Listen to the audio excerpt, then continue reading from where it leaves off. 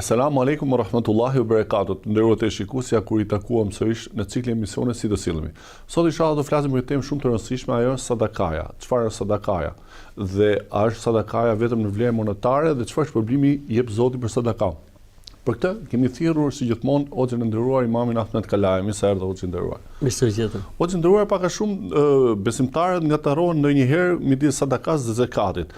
Kush është diferenca e tyre dhe çfarë kuptimi ka sadakaja?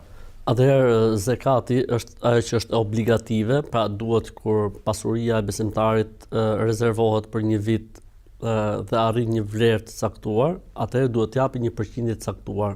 Dhe themi ky është për kufizimi I përgjithshëm I zakatit. Pra është obligativ në pasuri të caktuara kur arrin sasi të caktuara në kohë të caktuar. Për njerëz të përcaktuar, pra nuk mund të japësh ti zakat kudo ti, por duhet patjetër një nga 8 kategoritë që Zoti ka përmendur në Kur'an. Ndërsa sadakaja është lëmosha e lirë ose fakultative. Ose bamirësia e lirë fakultative, pra do që njeriu mund të japë lëmoshë edhe prindit të tij. Mund të bëj akt bamirësie edhe kundrejt fëmijës të tij, kundrejt bile më e mirë është thotë të japësh sadakan tek familja jote se sa ta japësh jashtë etj. Pra ka komplet një koncept tjetër. Pra është një bamirësi e lirë, e lënë lirë në menaxhim nga momenti që besimtari dëshiron të kontribuojë me të. Sadakaja faktikisht është fjalë arabe. Sadaka, yatasaddaqu. Që nuk kupton le të themi bamirësinë, por ka dhe një kuptim tjetër shumë interesant. Ajo që pejgamberi sa më ka thënë, "O sadaqatu burhan." Sadakaja, pra kur japim, kur bëjmë bamirësi, burhan ka dy kuptime në gjuhën arabe. Ka kuptimin e argumentit, që do të thotë kur ti jep pa marr diçka benefit pas, do të thotë se ti ke një besim se do të shpërblehesh për këtë gjë që po bën. Argument, pra argumenti I besimit, kur njeriu bën bamirësi, ky është një argument I besimit të tij. Dhe e dyta, për kuptimin që ka fjala burhan, është drita e diellit.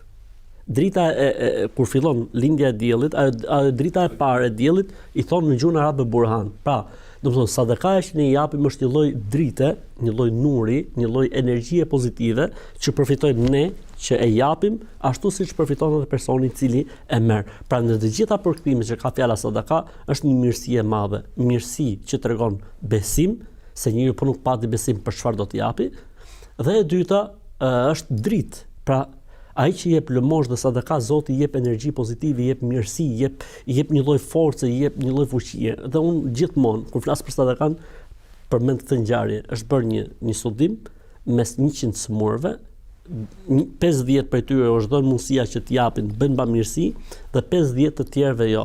Këta janë shëruar më shpejt se sa këta. Pse? Sepse në momentin që njeriu jep dhe bën bamirësi, çlirohen, le të themi, çlirohen hormone lumturie tek personi, hormonet e lumturisë çlirohen, aktivizohen dhe kjo ndikon në shërimin e njeriut më shpejti. Për këtë arsye, kjo na çon edhe një hadith të bukur që thotë dawu mardakum bi sadaka. Shërojini të sëmurët tuaj duke dhënë sadaka. Le të themi për të mirave që ka sadakaja, përveç shpërblimit tek Zoti I gjithësisë, ka edhe shpërblime le të themi si më thon fizike ose materiale në jetën e kësaj bote që ta shton pasurinë. Nëse jep, me lajket e Zotit luten për ty, nëse ti jep, shërohet I smurin, nëse ti e jep me niyetin për të shëruar të smurët. Për këtë arsye dhe Islami faktikisht ka nxitur për sadakan. Për këtë arsye në librat e fikut ne gjejmë një kapitull që thotë ose një trajtesë që thotë hel fil mali haqqun ghayra zaka. A kemi obligim ne si musliman në pasurinë tonë diçka tjetër përveç zakatit? Dhe dietarët e fikut çfarë thonë? Muslimani obligohet në pasurinë e tij të japi diçka plus zakatit. Pra nuk mund thotë një gjë, a dar zakatin, s'kam më punë. Jo, ti obligohesh edhe mbi zakatin të japësh. Pse? Mund të jetë një situatë, mund të jetë një rrethan që zakati nuk e mbulon ose zakati është dhënë, çfarë do të bësh? Është një rast emergjencë, është një rast smundje, është një rast nevoje, është një rast që duhet patjetër shpenzosh, ti nuk mund të thotë nuk kam dhënë zakatin, nuk mendohet që besimtari të cilët reform. Për këtë arsye Zoti në Kur'an e ka quajtur sadakan, bamirësinë e ka quajtur men dhalladhi yuqridu Allaha qardan hasanan fayudha'ifahu lahu ad'afan kathira. Kush është ai që huazon Zotin? A ka ndonjë që do të huazoj Zotin, do të japi borxh Zotit? Merrem mend, domethënë, kjo sadaka që ne japim, faktikisht është sikur po e depozitojmë tek Zoti edhe i Zoti ma çfarë i bën në botën tjetër, Allahu në botën tjetër e shumë fishon. Yamhaqullahu riba wa yurbi sadaqat. Allahu e shuan bekimin që mund të ketë fitimin nga kamata, interesat bankare, dhe Zoti e shumë fishon mirësinë e sadakas. Pra, nëse njerëzit sot punojnë me interes që të fitojnë, Zoti thotë jo, s'ka për pas bereqet. A do të kesh bereqet? Jep dhe depozitohet tek Zoti. Për këtë arsye pejgamberi sa në një hadith të bukur tha, o biri i Ademit, pra Zoti ka thënë, o njeri. Kur thotë o biri i Ademit, do të thonë o njeri. Pasuria jote është ose ajo që ti përdor dhe e konsumon, ose ajo që ti do t'u alesh trashëgimtarëve, ose ajo që ti e depoziton dhe do ta gjesh në botën tjetër. Në një hadith të bukur pejgamberi sallallahu alajhi wasallam ka thënë, kur njeriu jep diçka, para se të bjerë në dorën e fukarajt, bjerë në dorën e Zotit. Dhe Zoti e merr, e rrit, e shumë fishon. Deri thot pejgamberi sa të bëhet sa një mal i madh, ashtu siç kujdeset ndonjëri për jush për mëshqerrën e tij. E ke parasysh ai fshatari apo fermeri që ka një mëshqerr edhe do ta shesi, sa si kujdeset për të derisa ta bëj për ta shitur, kështu kujdeset edhe i madhi Zot dhe Allahu xhallahu ja jep besimtarëve shpërblime në botën tjetër. Jo vetëm kaq. Po pejgamberi sa në një hadith thot, në çdo ditë që lind dielli, dy melek zbresin tokë, njëri thot, Allahumma a'ti munfiqan khalafa wa a'ti mumsikan talafa. O Zot, atij që jep shtoja, gjë sa e bukur, e atij që man paksoja. Domethënë ti përfshihesh automatikisht në lutjet e melekëve. Për këtë arsye pejgamberi sa tha, çdo besimtar në çdo ditë që lind dielli duhet të japi sadaka sa numri i nyjave në trupin e tij, dhe numri i nyjave në trupin e njeriu është 360 nyja. Po nëse dikush s'ka, vjen tek ajo pjesa tjetër që ne do ta trajtojmë inshallah taala. Pra ideja është, dua të them që sadakaja ka, le të themi, mirësi të madhe. Fiton pasuri. Zoti ta shton, sepse pejgamberi sa tha, nuk paksohet pasuria nëse bëjmë bamirësi. Me lajket lutën për ty, të smurët shërohen, sevapi dhe shpërblimi është shumë i madh. Po mos harro këtë tjetër, që pejgamberi sa më tha, njeriu ditën e Kiametit do të jenë në hijen e lëmoshës dhe bamirësisë që bën në këtë botë. Pra dita e nxehtë atë ditë, njerëzit zhyten ndjerset e tyre sipas gjinave të tyre, ai që ka dhënë sadakaj vjen sadakaj dhe i rrin mbi kokë dhe nuk përjeton fare asnjë lloj stresi për stres. Po ka dhe gjë tjetër të bukur, ka një derë xhenetit që është dera e sadakas dhe e lëmoshës. Për këtë arsye edhe në Islam domethënë gjejmë një nxitje shumë të madhe për bamirësi. Qoftë bamirësi në para, qoftë bamirësi në ushqim, qoftë bamirësi në të gjitha mundësitë që jepet njeriu, sepse domethënë duke bërë këtë punë ne përfitojmë shumë, ne që japim, po edhe ai që merr. Për këtë arsye njëri prej sahabëve kur i kërkonte dikush diçka ose bënte ndonjë bamirësi, e falendronte. Thotë ai, po jo, unë duhet të falenderoj ty. Jo, thotë, unë të falenderoj ty se Zoti i madh të solli ty tek unë. Pra, ti je dhurata e Zotit për mua. Po mos të ishe ti, unë nuk do t'i bja sadaka. O që ndëruar, ne pak a shumë i shikojmë njerëzit në përditshmërinë e tyre në momentet e mjezit ku ato shkojnë në punë ose në shkollë, me fytyra të vrejtura, me fytyra domethënë të cilat nuk tregojnë atë vërtetësinë e siç thot profeti Muhammed alayhi salatu wasalam, buzëqeshja sadaka. Mos ndoshta sadaka nuk është vetëm monetare, por ajo shfaqet edhe në vepra të mira. Nuk ka dyshim se sadakaja nuk mund të jetë vetëm tek vlefta monetare. Në hadithin që unë përmenda pak më herët, hadithi e Abu Hurairës radhiyallahu anhu, i dërguari i Allahut sallallahu alaihi wasallam ka thënë, për çdo ditë që lind dielli, besimtari duhet të japi sadaka, lëmosh, pra ose duhet bëj bamirësi sa numri i nyjave në trupin e tij 360. Pastaj profeti alayhis salam, duke ditë se jo të gjithë njerëzit kanë mundësi të japin, çfarë tha? Dhe të ndihmosh dikë që është nevojë, është sadakat. Ndihmosh dikë që po ngarkon kalin apo mushkën apo është sadakat. Të gjykosh drejt mes njerëzve është sadakat. Të urdhërosh për të mirë është sadakat. Ndalosh nga e keqja është sadakat. Të buzëqeshësh në fytyrën e dikujt ose ta takosh me fytyrë të çelur është sadaka. Dhënia e selamit është sadaka, kthimi i selamit. Pra çdo mirësi në fund fare tha, dhe çdo mirësi që bën njeriu, përveç mirësisë në vleftë monetare, i shkruhet tek Zoti sikur po jep sadaka. Çdo mirësi që bën njeriu i shkruhet tek Zoti sikur po jep sadaka. Kështu që sadakaja nuk është, edhe kur përmendim Zotin, subhanallahu, është sadaka, alhamdulillah, është sadaka, Allahu akbar, la ilaha illallah, la hawla wala quwata illa billah. Çdo përmendje e Zotit, siç tregohet në hadithin e të varfërve, erdhi një grup të varfërish tek pejgamberi sallallahu alajhi wasallam dhe thonë pejgamberi Zotit, po të pasurit po na e kalojnë, falen si ne, agjërojnë si ne, lexojnë Kur'an si ne, po ato japin nga pasuria e tyre, ne s'kemi çfarë të japim. Tha pejgamberi sallallahu alajhi wasallam, Zoti u ka dhënë dhe juve një formë kompensimi. Sa herë që thoni subhanallahu, ju shkruhet sigurisht duke dhënë sadaka. Sa herë që thoni elhamdulillah, ju shkruhet sigurisht duke dhënë sadaka. Sa herë që thoni Allahu akbar, ju shkruhet sigurisht duke dhënë sadaka. Sa herë që thoni la hawla wala quwata illa billah, ju shkruhet sigurisht duke dhënë sadaka. Do gëzun sahabët e varfër. Mirë, po më vonë erdhën prapë tek pejgamberi sallallahu alajhi wasallam, pejgamberi Zotit, po çfarë na theti neve? E dëgjuan të pasurit dhe po bën ata të njëjtën gjë. Atëherë tha pejgamberi sallallahu alajhi wasallam, "Dhalika fadlullahi yu'tihi men yasha." Mirësia e Zotit ja jep kujt të doj. Pra ideja është se njeriu nuk duhet kufizohet ose nuk duhet ta mbylli veten e tij përderisa unë nuk kam mundësi të jap, s'kam çfarë të bëj për sadaka. Përmend Zotin, bëj mirë. Dëgjoj hadithin e pejgamberit sallallahu alajhi wasallam. Tha më e mirë është që të japësh, të bësh bamirësi. Tha njëri po nëse s'kam, tha ipi zanatin dikujt, mësoj zanat dikujt. Tha po nëse s'kam zanat për vete, tha atëherë mundsohet të gjesh një punë dikujt. Tha nëse unë s'kam mundësi, tha pejgamberi sallallahu alajhi wasallam, atëherë tha mos bëj keq.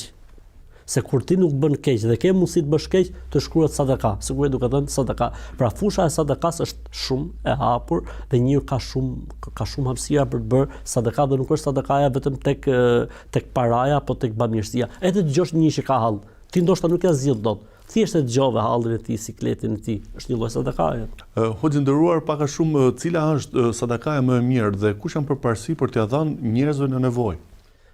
Faktikisht ne jemi mësuar që të quajmë sadaka ose në veten tonë ta trajtojmë si sadaka, bamirësi, që na bëj punë mirë, kur e japim diku ku ka nevojë larg e sa më larg. Faktikisht, domethënë, lëmosha më e mirë është lëmosha sa më afër. Lëmosha në familje, brenda familjes, bashkëshortes, prindërve, vllajt, motrës, nipërve, mbesave, gjakut. Pra nuk është kusht patjetër të ikim larg. Duhet ta fillojmë siç tha pejgamberi sa tha njëri për sahabë, o pejgamberi i Zotit, nëse un kam tha 1 dirhem, ku ta filloj? Plus, 1 dirhem plus. Tha ibda bi nafsika thumma biman ta'ul. Filloje tha me veten tate e më pas ata që ke në familje ose ata që janë në përgjegjësinë tënde. Pra nuk ka kuptim që unë si prind shkoj të jap sadaka dhe lëmosh e të bëj bamirësi dhe fëmijët e mi nuk e ndjejnë këtë mirësi. Pra fëmijët e mi vuajnë për shembull, apo nuk i plotësoj atyre le të themi normat normale ose mesatare të jetesës, ndërkohë që unë vrapoj lart e poshtë, pra nuk ka sens. A mund të japi sadakan fëmis në kuptimin e nxitjes për mësimet ose për edukimin e tij? Absolutisht po, dhe unë domethënë do ta sugjeroja këtë, domethënë ne jemi në një botë ku fëmijët tanë ndikohen nga shoqëria, nga rrethti etj. Dhe paraja, le të themi, apo bamirësia ndaj tyre është një nxitës shumë i mirë për të nxitur për të mirë, për të qenë korrekt në shkollë, për të qenë korrekt me namazin etj. Dhe mund të stimulojmë. Dhe ne e bëjmë jetën për sadaka dhe Zoti na shkruan për sadaka, padyshim. Po të nderuar, a çliron njeriu sadakaja nga lakmia dhe nga kooperacia? Qëllimi kryesor faktikisht ky është, pra që mos të kaloj dynjaja, kjo botë apo materializmi në zemrën e njeriu, pra të mbetet e menaxhueshme, jo ta menaxhojë ajo njeriu. Ky është qëllimi. Ka thënë Zoti në Kur'an: "Wa man yuqashuha nafsihi fa ulaika humul muflihun." Kush i shpëton lakmisë vetvetes, ai më të vërtet ka shpëtuar në botën tjetër. Pra është një problem shumë i madh, që është ajo që ka thënë pejgamberi sallallahu alajhi wasallam, tha është çudim e njeriu, sikur të ketë një lugin ari, do të dojë të kishte një tjetër. Sikur të kishte 2, do të donte të kishte një tjetër. Ama gojën e tij vetëm dheu e mbush. Pra, njeriu është i çuditshëm, pra si më thënë nuk ngopet ndonjëherë njeriu. Ka thënë Zoti në Kur'an: "Wa tuhibbuna al-mala hubban jamma wa innahu li hubbil khairi la shadid." E doni shumë pas. Pra njeriu është në natyrën e tij. Pra natyra e njeriu është që është i dhënë, është i lidhur. Për këtë arsye erdhi sadakaja si një institucion tjetër plotësues, ndryshe nga i zekatit, që njeriu të shkëpusi këtë saldimin, dashurinë dhe të kuptojë se kjo është diçka për të menaxhuar, por nuk është këtu faktikisht jeta e vërtetë. Jeta e vërtetë është bota tjetër. Por kjo nuk është jetë vetëm si një sprov. Si për ne që na ka fal Zoti, po edhe për atë tjetrin që nuk ka, se edhe ai që nuk ka është i sprovuar faktikisht. A do të kalojnë haram ai për të pasuruar apo jo? Sepse ka njerëz kur shohin të pasurit, duan të pasurohen për i dite, ndërkohë që nuk ndodh faktikisht kështu. Njeriu duhet të pasurohet duke kontrolluar burimin e fitimit të tij. Jo vetëm kaq, por dua ta përmend edhe në formën e shakas, po faktikisht është përmend në hadithet e pejgamberit alayhis salatu wasalam që njeriu edhe kur le të themi kur kënaq bashkëshorten e tij në shtrat apo kur bashkëshortja përgjigjet ndaj burrit të saj, Zoti ja shkruan këtë sevap dhe sadaka, siç tha pejgamberi alayhis salatu wasalam, madje tha edhe kafshatën, sa bukur, çfarë romance para 15 shekujsh, edhe kafshatën kur e fut në gojën e bashkëshortes tënde të shkruhet tek Zoti sadaka, madje edhe kënaqësia e shtratit me bashkëshorten të shkruhet sadaka. Sahabët u çuditën, thonë pejgamberi i Zotit, po tani njeriu kur shkon me gruan e tij shkruhet sadaka, tha pejgamberi alayhis salatu wasalam, po tha nëse do të shkonte në haram, a do i shkruhej gjuna? Than po, po kur shkon halal i shkruhet tek Zoti sevap dhe shpërblim. Hoxhë nderuar, i person i cili jep sadaka, a do të presi mirënjohje prej atij të cilit ai dha sadaka apo do të kërkojë me sinqeritet shikimin ose kënaqësinë e Zotit? Duhet që besimtari që jep sadaka duhet të ketë qëllim kënaqësinë e Zotit, se çfarë u pa pastaj nëse ne do të presim le të themi shpërblim nga njerëzit, siç e tha Zoti Kur'an, la nuridu minkum jazaan wala shukran, as na falenderoni, as na shpërbleni për këtë që po bëjmë. Dhe domethënë kjo na çon në një histori interesante mes Abu Bekrit radhiyallahu ta'ala anhu dhe Mistahut radhiyallahu ta'ala anhu. Mistahu ishte një nga 3 sahabët që u sprovua me sprovën e Aishës radhiyallahu ta'ala anha.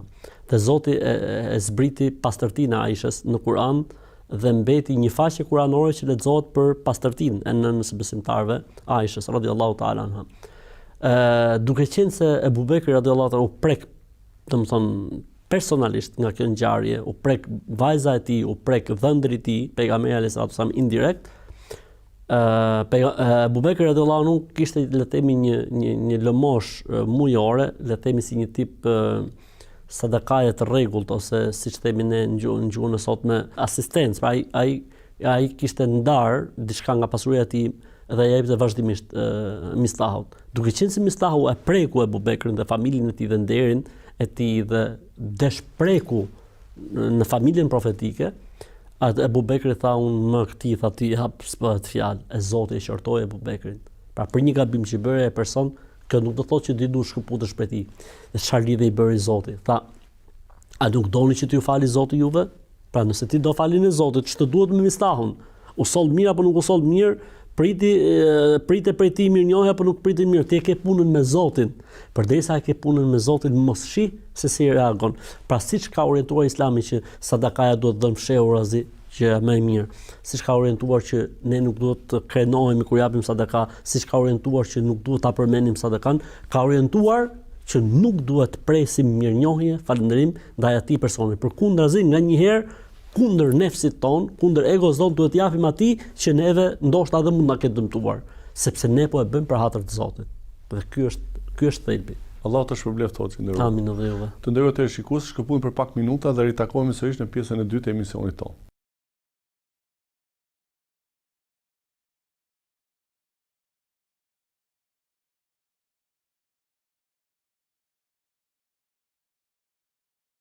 Të nderuar teleshikues, jemi me Hoxhën Ahmet Kalaj, po flisim për sadakan. Hoxhë nderuar, në momentin që dikujt i ka vdekur nëna ose babai, ai do t'japi një sadaka për prindërit e tij ose për shpirtin e tyre. Si ta japi këtë dhe kush janë rregullat islame për këtë gjë? Dhe këtu kemi dy gjëra. E para, a mund t'japim sadaka për dikë tjetër, dhe e dyta, ajo që quhet sadakaja e përhershme ose sadakaja rrjedhse. E nxorra këtë nga hadithi që pejgamberi sa më thotë njeriu kur ikë nga kjo botë si mbetet më asgjë përveç lëmoshës rrjedhse ose të vazhdueshme, përveç dijes që përfitohet prej saj, ose fëmia i mirë kur lutet për të. Ndërsa për rastin e pyetjes tënde, erdhi dikush tek pejgamberi sa më thau pejgamberi i Zotit nga ndroi jetë nëna. Po unë e di mirë që ajo po të jetonte do të jepte sadaka. A t'jap unë për të? Tha pejgamberi sa po jep ti për të. Pra, nga kjo kuptojmë se të vdekurit i shkon haxhi dhe umreja, të vdekurit i shkojnë duat, të vdekurit i shkon istighfari, të vdekurit i shkon larja e borxheve që mund të ketë, pra nëse ja lan atij dikush, dhe të vdekurit i shkon gjithashtu sadakaja. Pra prej gjërave që i shkojnë të vdekurit është lëmosha, bamirësia, kur ne e bëjmë me niyetin që shpërblimi dhe sevapi i shkojë atij. Ktu ka dhe gjë shumë interesante, që është fakti që Kur ne japim sadaka për shpirtin e dikujt, jo vetëm që ai merr shpërblimin në botën tjetër për shkak të qëllimit që ne e bëm për atë, po atij i shkon dhe sinjali se prej kujt e ka këtë gjë.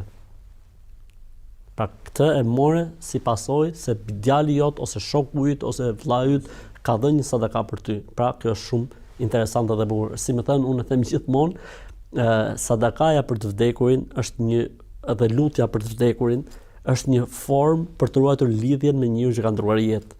Është një formë për të ruajtur kontaktin dhe lidhjen me njeriu që ka ndruar jetë, se vazhdimisht emri yt do t'i përmendet atij, e ke nga filani. Siç tha pejgamberi sa në hadithin e saktë, tha kur dikush kërkon falje për dikë, Zoti atë e fal dhe e ngren. Thotë Zot, po kjo nga më erdhi, thotë sepse yt bir, është përmend yt bir, por çdo kush tjetër që mund të lutet për dikë, sepse yt bir në atë botë po lutet për ty. Pra u përmend se kush u bë sebeb për këtë shpërblim të tij. Po që ndëruar në qytetin tim një grua e moshuar dha sadaka shtëpinë e saj vakuf. Ai tashmë është regjistruar si një vakuf.